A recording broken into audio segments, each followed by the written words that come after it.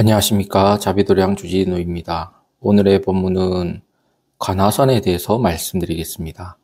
관화선이란 화두를 창구하는 선의 한 방법으로 고려시대 이후 동아시아 불교, 특히 조계종 계열에서 매우 중심적인 수행 방법입니다.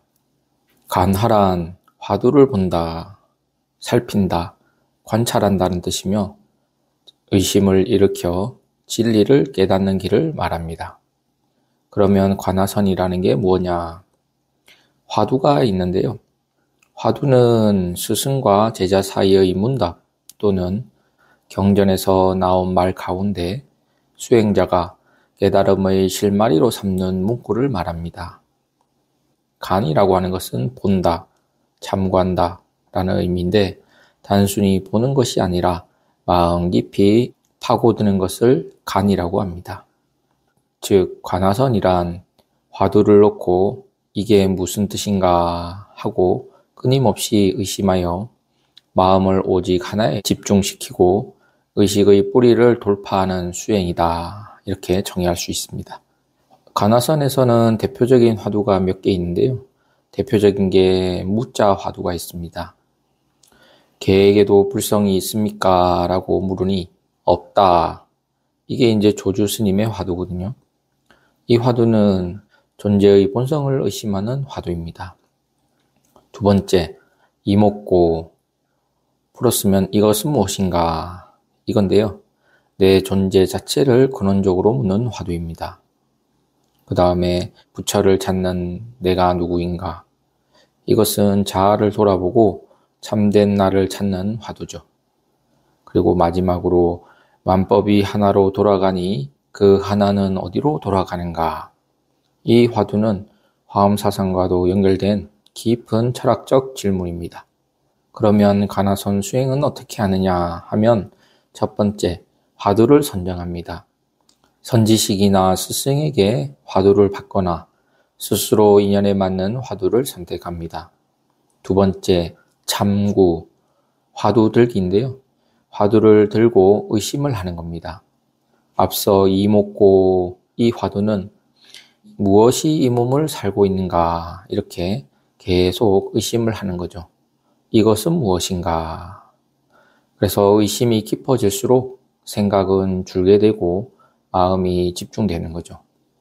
그 다음에 세 번째, 의단 형성, 의심인데요. 끊임없이 의심을 하면 마음이 말로 표현할 수 없는 벽에 부딪히게 됩니다. 이것을 의단이다 그래요.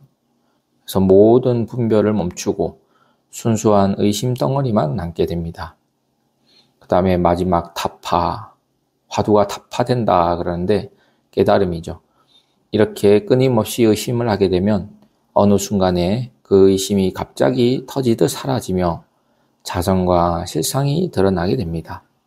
이것을 견성, 즉 성을 받다 또는 도노라고도 합니다. 이렇게 관화선 수행은 화두를 선정하고 화두를 참고하고 의심을 끊임없이 하다 보면 어느 순간에 의심이 타파되는 그러한 과정을 거치게 됩니다. 그러면 관화선의 목적과 효과는 어떤 게 있느냐 하면 관화선 같은 경우에는 그 목적이 본래 면목을 깨닫기 위함입니다.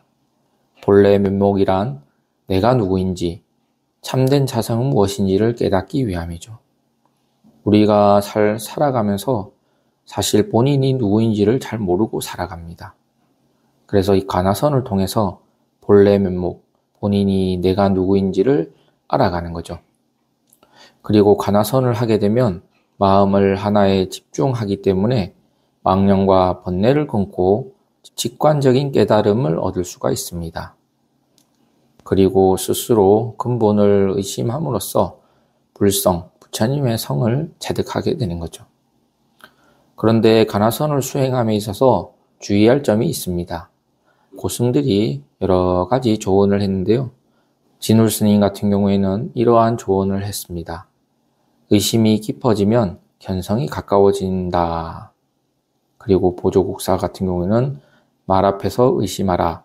즉 언어 이전의 진리를 바라라고 조언을 하셨고요. 그 다음에 경어 스님 같은 경우에는 의심을 끊지 말고 망상을 쫓지 마라. 그리고 대표적인 큰 스님 만공 스님 경우에는 화두를 붙잡고 죽기를 각오해라.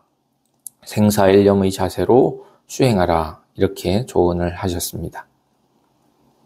그래서 가나선을 정리해보면 가나선의 핵심은 화두입니다. 의심할 거를 찾아야 되는 거죠.